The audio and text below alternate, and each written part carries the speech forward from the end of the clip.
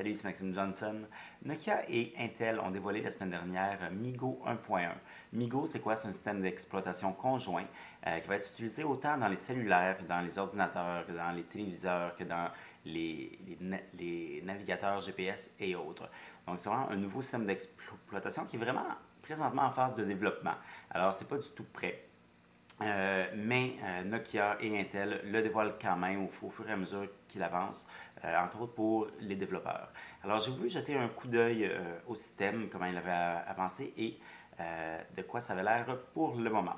Donc on peut se douter que la version finale ne ressemblera pas à ça, mais voici ce que j'ai fait. En fait, j'ai utilisé un N900 de Nokia, qui est le téléphone présentement qu'on peut utiliser pour installer MeeGo. C'est pas un processus qui est super facile, c'est pas vraiment tout le monde qui peut le faire, mais c'est pas très difficile non plus. Alors, on va aller voir de plus près le système d'exploitation MeeGo 1.1 pour téléphone cellulaire. Nous avons donc ici MeeGo. Alors, avant de poursuivre un petit peu plus loin, je voudrais juste dire que le système présentement, bon, est encore en version de développement, donc c'est pas très stable, de 1, et surtout de 2, le système roule non pas dans la mémoire interne du téléphone, du N900 de Nokia, mais plutôt par la carte micro SD. Alors, c'est un peu plus saccadé que ce que ça devrait normalement être. L'interface devrait aussi probablement changer. Présentement, on va voir, ça manque beaucoup de finition. Donc, je vais prendre le stylet parce que ça va être plus joli qu'avoir mes gros doigts dans l'écran. Alors ça, c'est l'écran d'accueil qui fonctionne autant en large qu'en long, comme ceci. On peut le voir, on voit qu'il y a encore un petit peu, c'est pas encore prêt, on voit entre autres parce que l'image prend un certain temps avant de devenir vraiment droite lorsqu'elle se tourne. Donc ça, c'est un exemple des petits bugs à corriger. Alors, on va aller voir. Donc, MeeGo, voici 1.1. J'ai au centre les différentes applications. Présentement, j'ai une application SMS, un calendrier, des vidéos, des contacts, un terminal. On va aller voir les contacts. Donc, puisque c'est sur la carte SD, puisque c'est pas prêt, c'est comme chaque étape est quand même assez lente, comme on peut voir. Ouvrir les contacts. Présentement, j'en ai pas, alors il devrait juste avoir, bon, moi, comme on peut voir.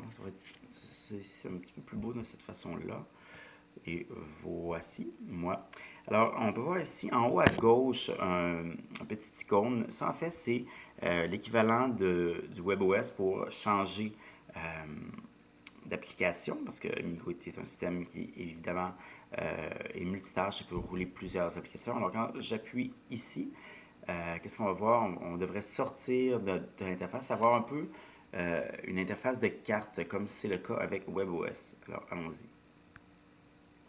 Et voilà. Donc là, j'ai mes cartes. Je peux les tasser. Là, présentement, j'en ai qu'une, donc on ne voit pas les autres. Mais si j'en avais d'autres, elles apparaîtraient au côté. Alors, si je veux fermer une application, j'appuie sur le petit X ici. Alors, le téléphone ici, qui est aussi un petit peu long, et là, on va voir vraiment le téléphone que toute l'interface graphique demande encore à être peaufinée. Ça va être particulièrement évident à ce moment-là. Il y a aussi une petite période de noir quand ça ouvre. Alors, on va profiter pour expliquer comment faire pour installer MeeGo. Donc, ce qu'on fait, en fait, il faut télécharger le système qu'on installe sur une carte micro SD. Donc, c'est une installation qui se fait, ça se fait très bien dans Linux. Dans Windows, c'est un petit peu plus compliqué.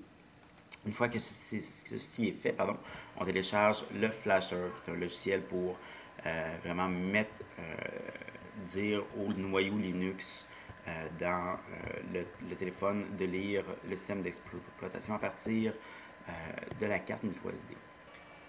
Et une fois que ça c'est fait, on va dans l'invite de commande de Windows, on écrit de flasher en bon français les informations et on appuie sur le U ici et on branche notre téléphone pour que toutes les informations se transfèrent. Et ensuite, lorsqu'on l'ouvre, c'est MeeGo qui ouvre. Alors présentement, il vient de planter. Ah, le voici. Bon, normalement, c'est pas exactement... donc, on va aller voir l'interface pour le téléphone et voilà.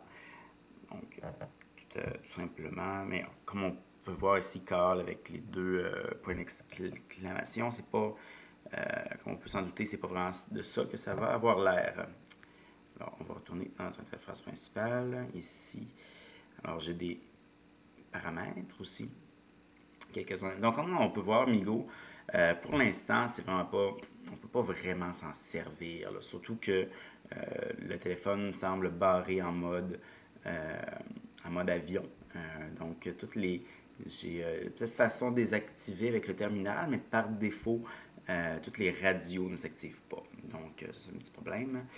Euh, alors, c'est pas mal ça que j'avais à montrer sur Migo. On va voir les settings présentement. Donc, je peux avoir Wi-Fi, téléphonie, l'apparence qui présentement ne marche pas. Alors, on y va voir. Utilities, device system, applications et autres. Talent language. Alors, ça, c'était Migo 1.1. Donc, Nokia ont affirmé que leurs premiers appareils Migo devraient sortir en 2011. Évidemment, je m'attends à ce que l'interface change quand même beaucoup. Personnellement, j'ai vraiment hâte de voir de qu'est-ce que ça va avoir de l'air. Et en fait, Migo est surtout le fun quand les gens ont, disons, un ordinateur Migo, un téléphone Migo, une télé Migo et autres. Tout le système se communique super bien, donc toutes les informations se partagent et autres. Le potentiel est là. Reste à voir maintenant qu'est-ce que ça va donner quand ça va être sur le marché. Alors, pour avoir plus d'informations, je vous invite à consulter mon site maximejohnson.com/techno.